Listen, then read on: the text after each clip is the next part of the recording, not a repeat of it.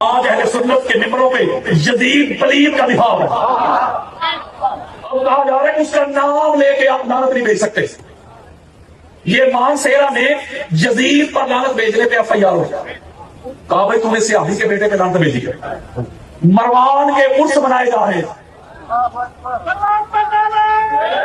یہ کھولے social media. اللہ نے اپنے قرآن میں جتنی بھی ذات ہے برسائی ہے نا، ان کا مرکز و محور فقط آل محمد کے دشمن ہے۔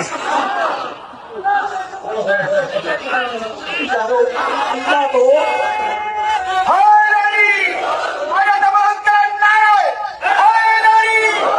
اللہ تو کیٹیگوری کری دو ٹوک آل محمد کے دشمنوں کے نام پہ برسا رہا ہے، اور مولوی صاحب کہتے ہیں نام لے کے لعنت نہیں بھیج رہی۔ یہ ہے میرا عقیدہ، یہ ہے میرا ویژن، میں سیدنا حسین کروں گا ہر چوک پہ لا گیا تیرا یزید میرے چودے کی روح۔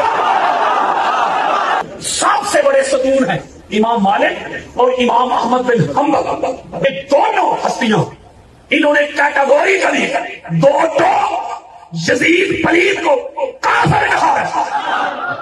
نہیں سمجھ میری بات ہے، وہ کافر کہتے ہیں، کافر۔ وہ یزید کو ڈیفینڈ کر رہے، یزید تو سرٹیفکیٹڈ لانتی ہے۔ یزید کا اپنا سنا بیٹا تھا، میں اسے رحمت اللہ کہتا ہوں، معاویہ بن یزید، اسے معاویہ ثانی بھی کہتے ہیں، یزید کا سنا بیٹا یاد۔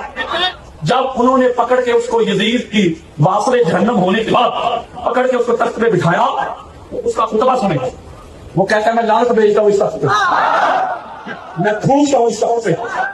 نہ یہ امر خلافت میرے دادا کا حق تھا، انہوں نے بھی وقت کے امام کے سامنے لڑائی کی، اور نہ یہ امر خلافت میرے باپ کا حق تھا، اس نے بھی آقا علیہ السلام کی آل کو شہید کروا کے یہ تخت حاصل کیا، لہٰذا وہ تخت پہ پھونک کر خود جا کے جنگلوں میں مار کھپ گیا۔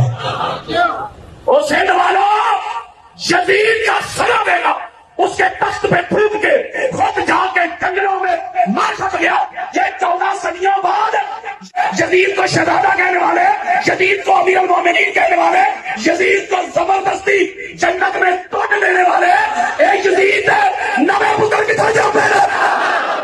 علامہ ابن تیمیہ کہتے ہیں کہ جنہوں نے قتل حسین کا آرڈر دیا وہ بھی جہنمی اولاد تھی، جنہوں نے عمل کیا وہ بھی، جو شہید ہوئے وہ بھی، جو اس پر خوش ہوئے وہ بھی۔